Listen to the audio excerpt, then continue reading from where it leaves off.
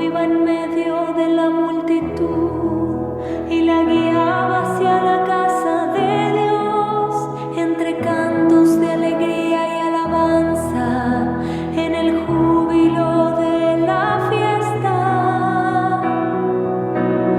Como la sierva sedienta busca las corrientes de agua, así suspira mi alma por ti, mi Dios. Envíame tu luz y tu verdad, que ellas me encaminen y me guíen a tu santa montaña, hasta el lugar donde habitas. Como la sierva sedienta busca las corrientes de agua, así suspira mi alma por ti, mi Dios. Y llegaré al altar de Dios, el Dios que es la alegría de mi vida, y te daré gracias con la cítara, Señor Dios mío. Como la sierva sedienta busca las corrientes de agua, así suspira mi alma por ti, mi Dios.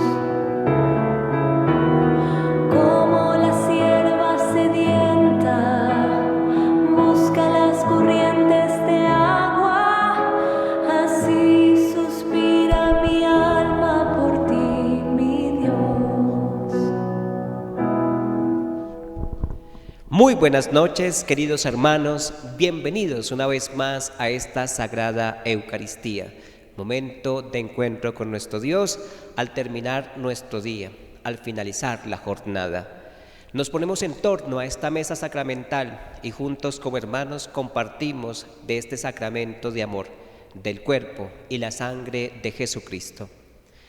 En esta Eucaristía oramos por el eterno descanso de Jorge Alberto Otálora. Oramos también por su esposa, por la señora Estela, por su hija Diana, por su hijo Jorge, por la familia de cada uno de ellos. Y oramos también por las intenciones de cada uno de ustedes que se conecta a esta Eucaristía. En el nombre del Padre, del Hijo, del Espíritu Santo. Amén. La gracia, la paz y el amor de parte de Dios nuestro Padre y de Jesucristo nuestro Señor estén siempre con todos ustedes. Hermanos, en esta noche reconozcamos nuestros pecados y pidamos perdón a nuestro Dios. Dejemos que hoy Jesús escudriñe nuestro corazón y lo purifique.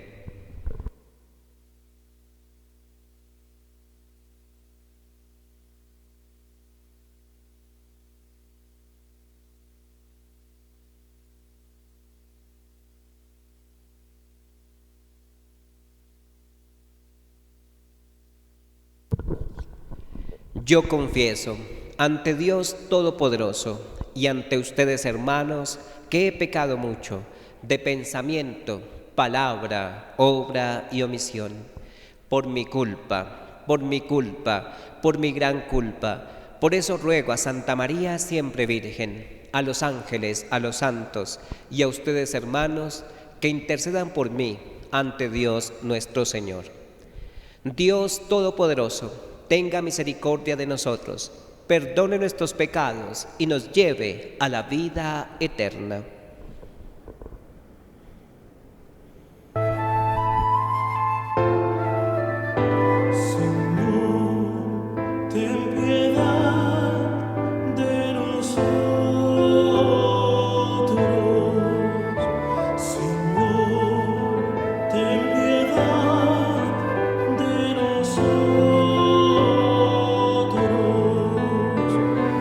Cristo, ten piedad.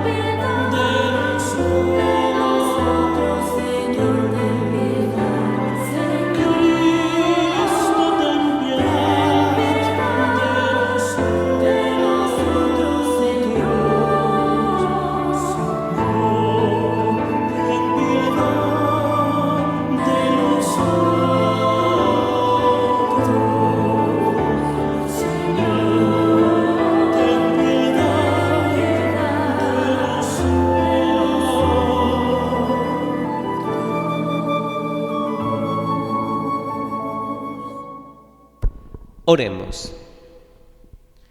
Oh Dios, que amas la inocencia y la devuelves a quien la ha perdido, atrae hacia ti los corazones de tus siervos, para que nunca se aparten de la luz de tu verdad, los que han sido liberados de las tinieblas del error.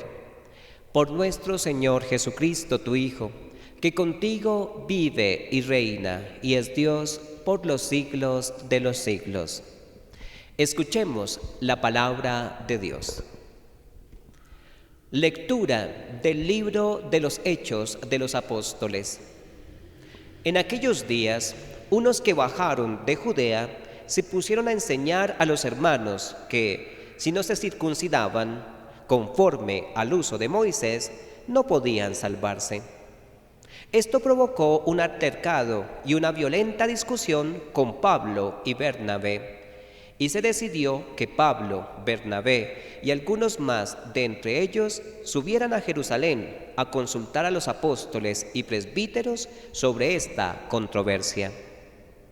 Ellos, pues, enviados por la Iglesia, provistos de lo necesario, atravesaron Fenicia y Samaria, contando cómo se convertían los gentiles, con lo que causaron gran alegría a todos los hermanos. Al llegar a Jerusalén, fueron acogidos por la Iglesia, los apóstoles y los presbíteros. Ellos contaron lo que Dios había hecho con ellos. Pero algunos de la secta de los fariseos, que habían abrazado la fe, se levantaron diciendo: «Es necesario circuncidarlos y ordenarles que guarden la ley de Moisés». Los apóstoles y los presbíteros se reunieron a examinar el asunto. Palabra de Dios. Te alabamos, Señor. Al salmo nos vamos a unir diciendo: «Vamos alegres a la casa del Señor». Qué alegría cuando me dijeron: «Vamos a la casa del Señor». Ya están pisando nuestros pies tus umbrales, Jerusalén. Vamos alegres a la casa del Señor. Jerusalén está fundada como ciudad bien compacta. Allá suben las tribus del Señor. Vamos alegres a la casa del Señor. Según la costumbre de Israel, a celebrar el nombre del Señor. En ella están los tribunales de justicia, en el palacio de David. Vamos alegres a la casa del Señor.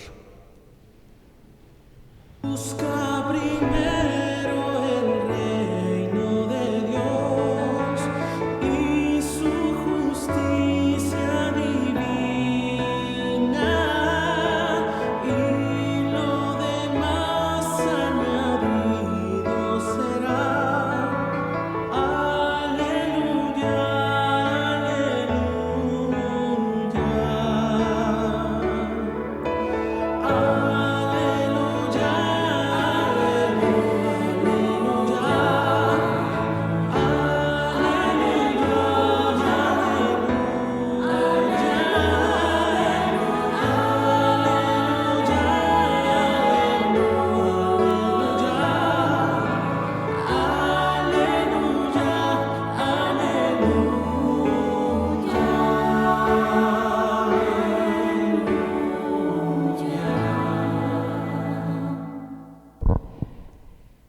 Permanezcan en mí y yo en ustedes, dice el Señor.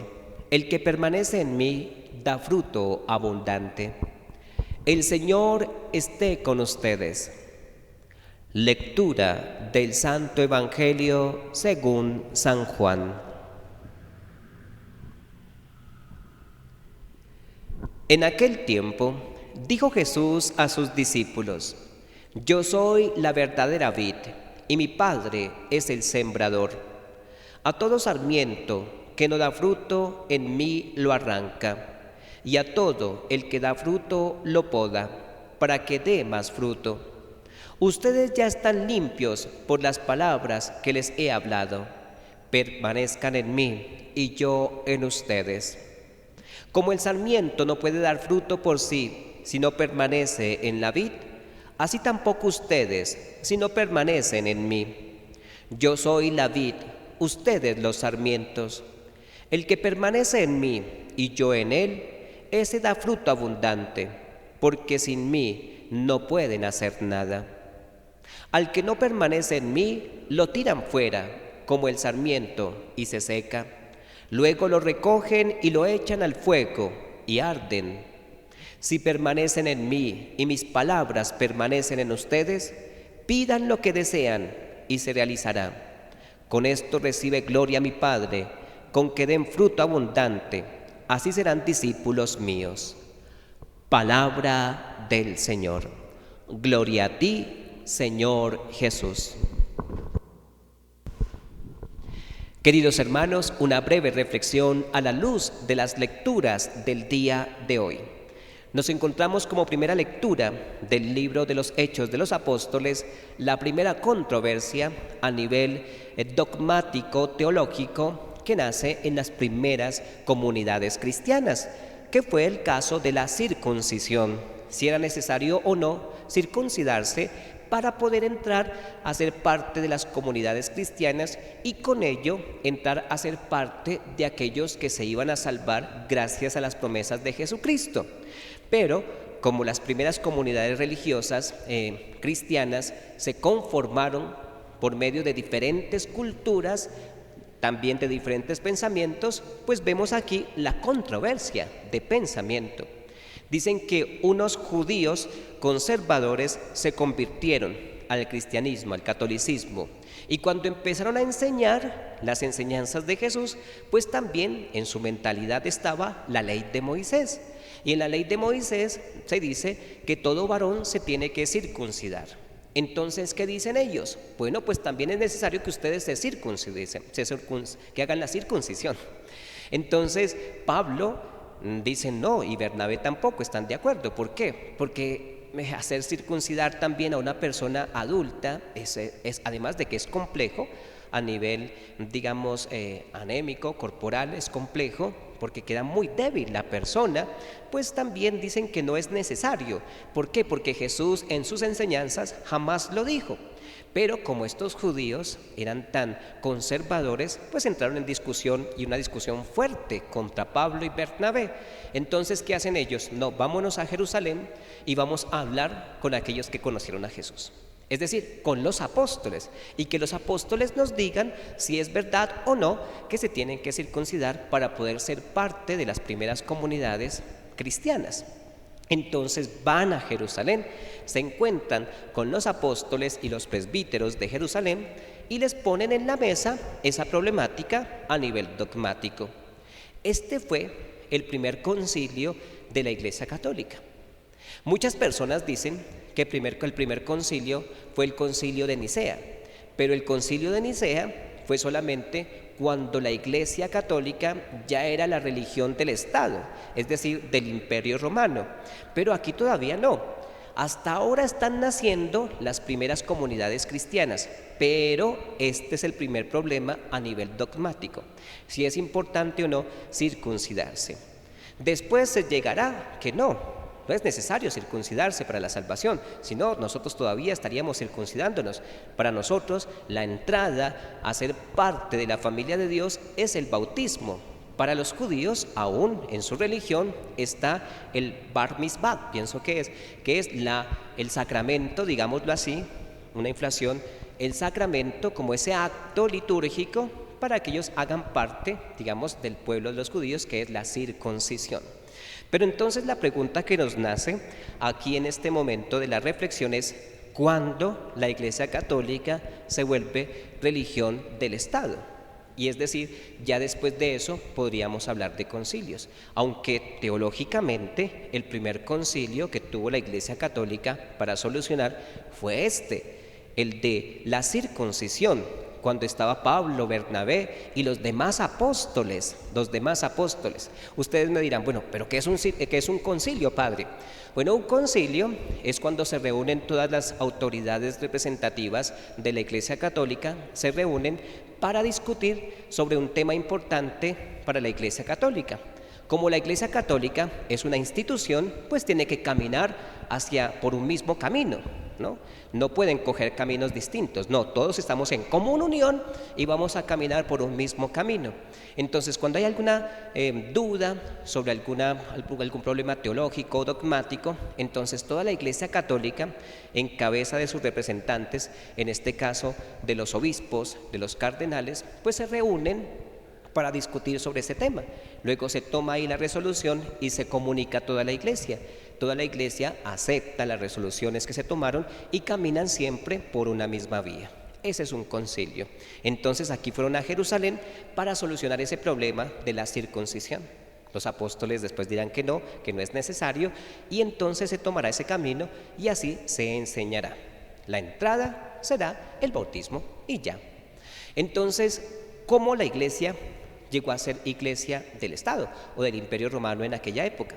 Bueno, pues tenemos que ubicarnos más o menos en el siglo IV, cuando estaba Constantino I, algunos lo ponen como primero, Constantino, y estaba su primo Macencio, o en español Macencio, pero Macencio y Constantino eran los que estaban ahí como en el Imperio Romano. Constantino en la parte del occidente y Macencio en la parte del oriente. Estos dos eran primos, pero como no se puede tener un reinado dividido, entonces ellos tenían que pelear para quedarse con el absolutismo del imperio, para que haya una igualdad. Entonces, ¿qué hace Constantino? Bueno, pues como todo emperador de aquella época, cuando se iba a la guerra, tenía que acogerse a un dios para que ese dios lo protegiese. Pues en esa época, digamos que el cristianismo era todavía una religión oculta, una religión de las calles, una religión de las casas. Entonces Constantino pues ve que este cristianismo está tomando mucha fuerza en el Imperio Romano en aquella época. Entonces, ¿qué dice Constantino? Pues voy a acoger a este Dios que se llama Jesucristo, voy a acogerlo para que sea Él quien me defienda en la guerra contra Macencio, es decir, para pelear por el absolutismo del imperio. Entonces, Constantino acoge a Jesucristo y entonces cuando está por irse a la guerra hacia el puente Milvio, en el río Tíber, entonces ve en el cielo, ve una cruz que dice «In hoc signo vinces», «In hoc signo vinces», es decir, por este signo vencerás. Entonces Constantino se queda con esa imagen, por este signo vencerás, per questo segno vincerai. ¿Cómo así que por este signo venceré? Se fue a la guerra y cuando estaba en la guerra, Macencio y su ejército está pasando el río Tíber. Y entonces cuando está pasando el río Tíber por el puente Milvio se cae y Macencio y todo su ejército se cae y se ahoga en el río. Y entonces él comprende que la victoria se la dio Jesucristo, aquel Dios a quien se había acogido. ¿Por qué? Porque en la mañana vio una cruz que le dijo «In hoc signo vinces», es decir, por este signo vencerás. Y él venció precisamente por la compañía de Jesucristo. De ahí en adelante empieza a hacer lo posible para que la religión católica entrase a ser parte del Imperio Romano. Al inicio, pues, muchos de ustedes se han ido a Roma, ven una iglesia que se llama San Juan de Letrán o San Giovanni Laterano en italiano. Esta, que es la primera iglesia del mundo, porque es la Capus Mundi, es decir, la iglesia número 1 de todo el mundo, la primera construida, pues antiguamente ese terreno que había ahí le pertenecía a una familia de apellido Laterano o lateranense. Esta familia era muy amiga y muy aliada de Macencio. Entonces, como Macencio es derrotado, muere, Constantino toma todo el poder y manda sacar fuera de la ciudad a todos aquellos que eran amigos de Macencio. En este caso, destierra a la familia lateranense y se queda con el territorio de los lateranenses. Y entonces da este territorio a la Iglesia Católica para que allí se construya el primer templo católico. Entonces les da este terreno y ahí construyen lo que se llama hoy la Basílica de San Juan de Letrán, es decir, la primera iglesia de todo el mundo. ¿Y por qué recibe ese nombre? Porque antiguamente ese terreno era de una familia que era laterano o lateranense en italiano. San Juan de Letrán viene a ser la primera iglesia del mundo y ahí más o menos entra poco a poco el catolicismo dentro del Imperio Romano, y ya de ahí toma mucha más fuerza a nivel jurídico, y ya posteriormente se hablará de concilios. Ya en el concilio de Nicea se hablarán de otros temas y ya se reunirá la Iglesia de forma jurídica, digamos, de una forma más representativa, y así sucesivamente, hasta el último concilio que hubo, que fue el Concilio Vaticano II, que se desarrolló desde 1959 hasta 1965, el último concilio que ha tenido la Iglesia Católica.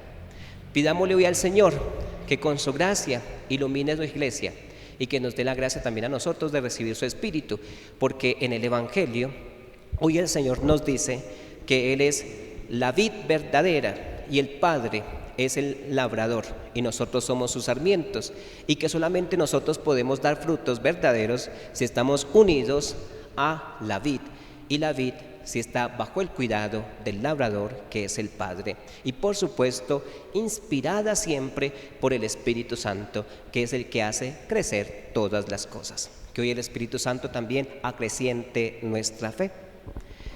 Que así sea.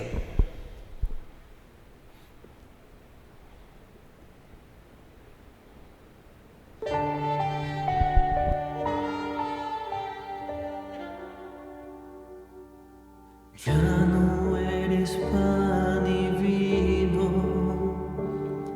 ahora que eres cuerpo y sangre, vives en mí. De rodillas yo caigo al contemplar tu bondad, ¿cómo no te voy a adorar?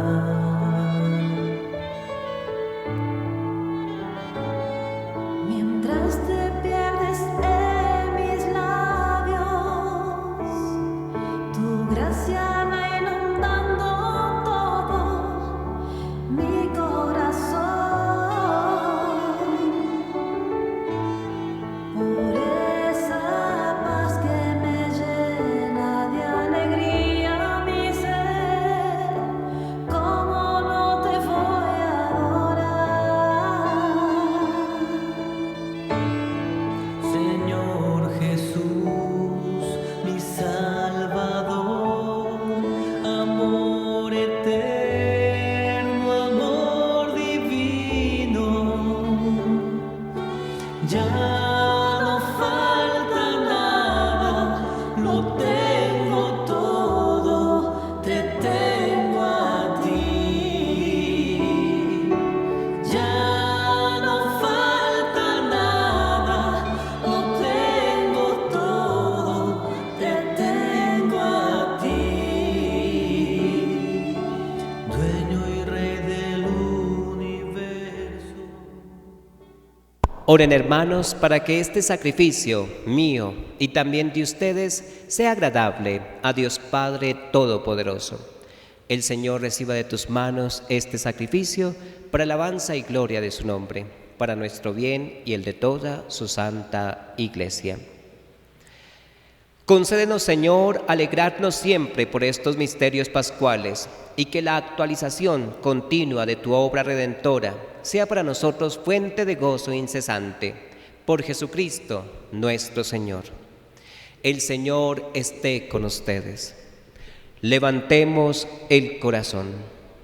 Demos gracias al Señor nuestro Dios. En verdad es justo y necesario, es nuestro deber y salvación glorificarte siempre, Señor, pero más que nunca exaltarte en este tiempo glorioso, en que Cristo nuestra Pascua ha sido inmolado, porque demolida nuestra antigua miseria, fue reconstruido cuanto estaba derrumbado y renovada en plenitud nuestra vida en Cristo. Por eso, con esta efusión de gozo pascual, el mundo entero se desborda de alegría, y también los coros celestiales, los ángeles y los arcángeles cantan el himno de tu gloria, diciendo sin cesar.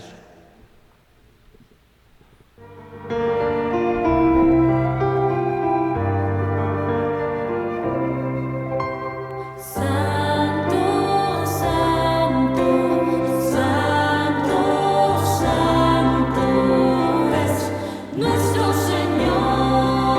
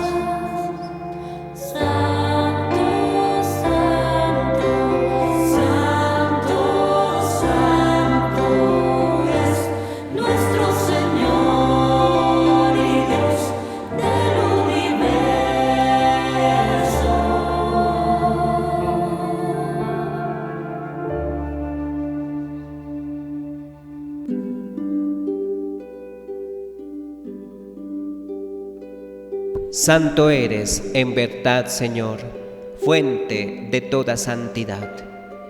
Por eso te pedimos que santifiques estos dones con la efusión de tu Espíritu, de manera que se conviertan para nosotros en el cuerpo y la sangre de Jesucristo, Hijo tuyo y Señor nuestro, el cual, cuando iba a ser entregado a su pasión voluntariamente aceptada, tomó pan, dándote gracias, lo partió y lo pasó a sus discípulos diciendo: Tomad y comed todos de él, porque esto es mi cuerpo, que será entregado por vosotros.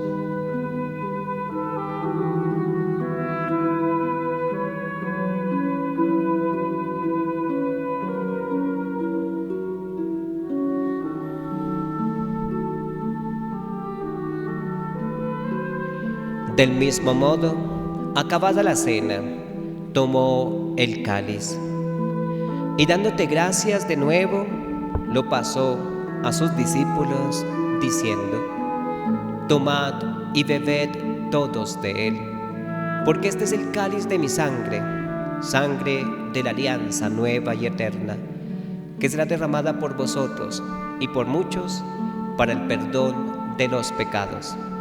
Hagan esto en conmemoración mía.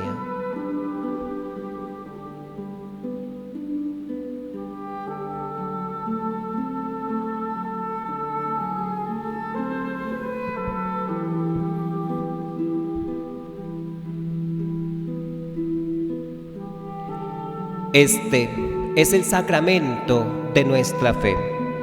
Anunciamos tu muerte, proclamamos tu resurrección. Ven, Señor Jesús. Así pues, Padre, al celebrar ahora el memorial de la muerte y resurrección de tu Hijo, te ofrecemos el pan de vida y el cáliz de salvación, y te damos gracias, porque nos haces dignos de servirte en tu presencia. Te pedimos humildemente que el Espíritu Santo congregue en la unidad a cuantos participamos del cuerpo y la sangre de Cristo. Acuérdate, Señor, de tu Iglesia, extendida por toda la tierra, y con el Papa Francisco, con nuestro obispo Juan Vicente, y todos los pastores que cuidan de tu pueblo, llévala a su perfección por la caridad. Acuérdate también de nuestros hermanos que durmieron en la esperanza de la resurrección. En especial, Señor, acuérdate de nuestro hermano Jorge Alberto y de todos los que han muerto en tu misericordia. Admítelos a contemplar la luz de tu rostro. Ten misericordia de todos nosotros, y así, con María, la Virgen Madre de Dios, con San José, su castísimo esposo, los apóstoles, mártires, Santa Bernardita y cuantos vivieron en tu amistad a través de los tiempos, merezcamos por tu Hijo Jesucristo compartir la vida eterna y cantar tus alabanzas. Por Cristo, con Él y en Él, a ti Dios Padre Omnipotente, en la unidad del Espíritu Santo, todo honor y toda gloria por los siglos de los siglos. Fieles a la recomendación de nuestro Salvador y siguiendo sus divinas enseñanzas de amor, nos atrevemos a cantar la oración que el mismo Cristo nos enseñó.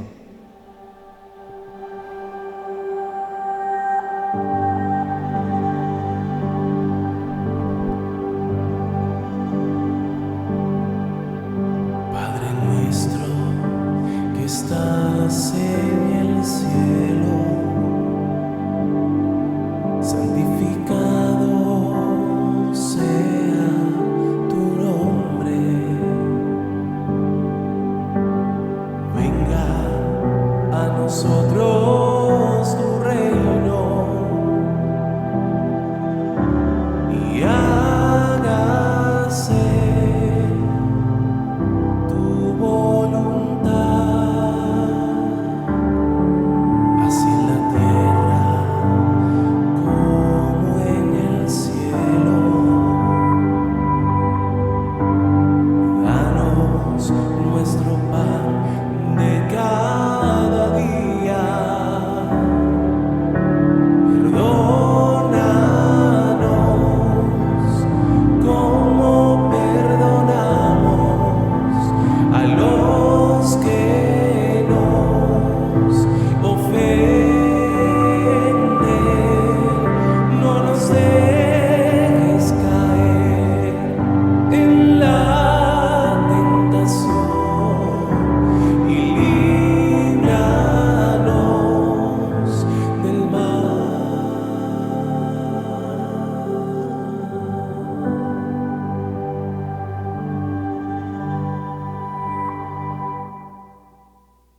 Líbranos de todos los males, Señor, y concédenos la paz en nuestros días, para que, ayudados por tu misericordia, vivamos siempre libres de pecado y protegidos de toda perturbación, mientras esperamos la gloriosa venida de nuestro Salvador Jesucristo.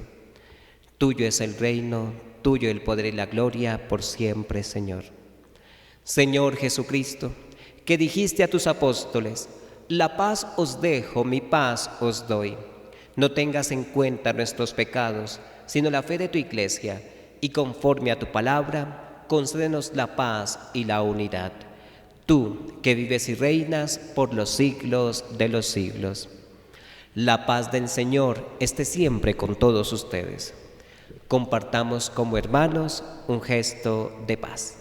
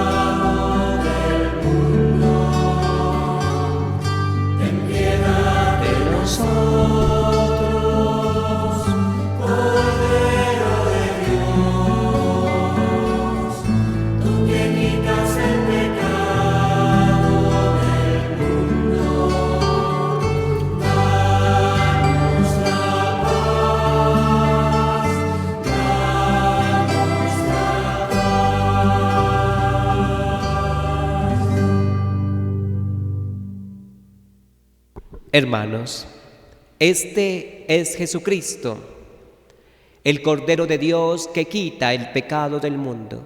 Dichosos los invitados a la cena del Señor. Señor, no soy digno de que entres en mi casa, pero una palabra tuya bastará para sanarme. El cuerpo y la sangre de Cristo nos guarden para la vida eterna. Contemplemos por algunos segundos la presencia de Jesús sacramentado.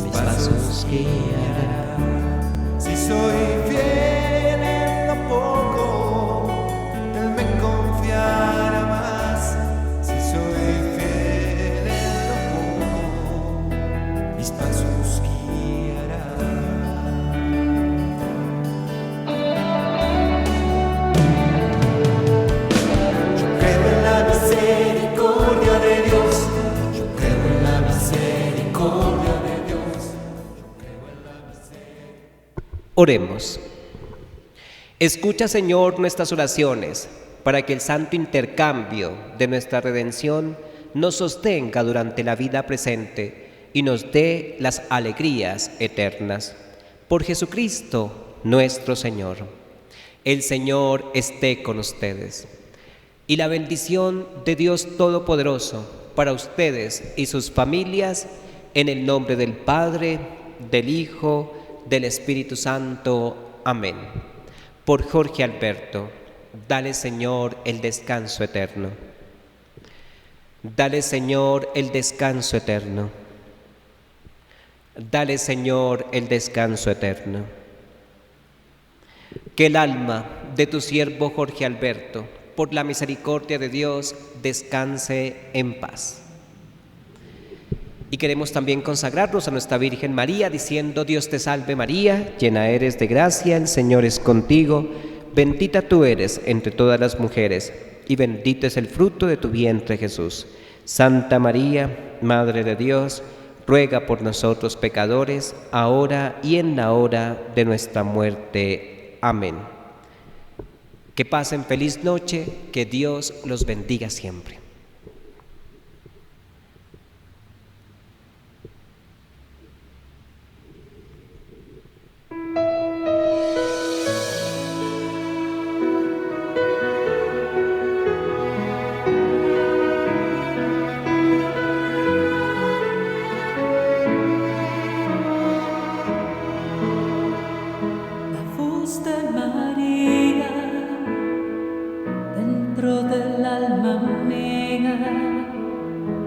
Es como un bálsamo, unge mis heridas y sana mi vida.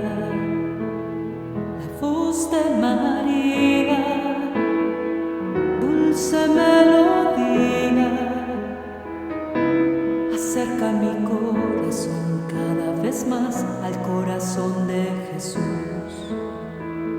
Las manos de María sobre el alma mía, santa bendición y su protección para la vida mía.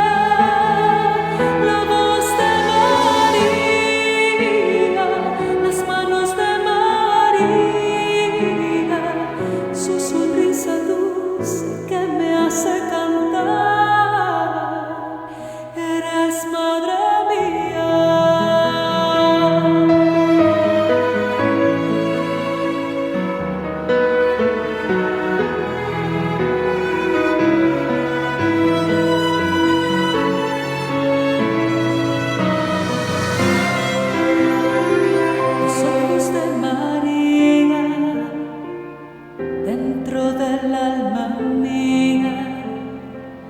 Penetran mi corazón, derriten el hielo, curan las heridas.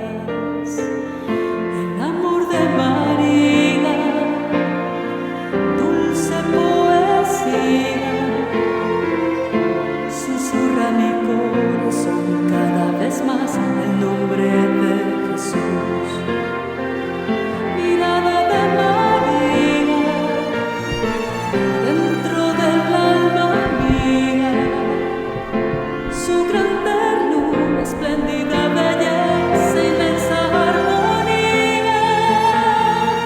La voz de María, mirada de María, su sonrisa dulce que me hace cantar.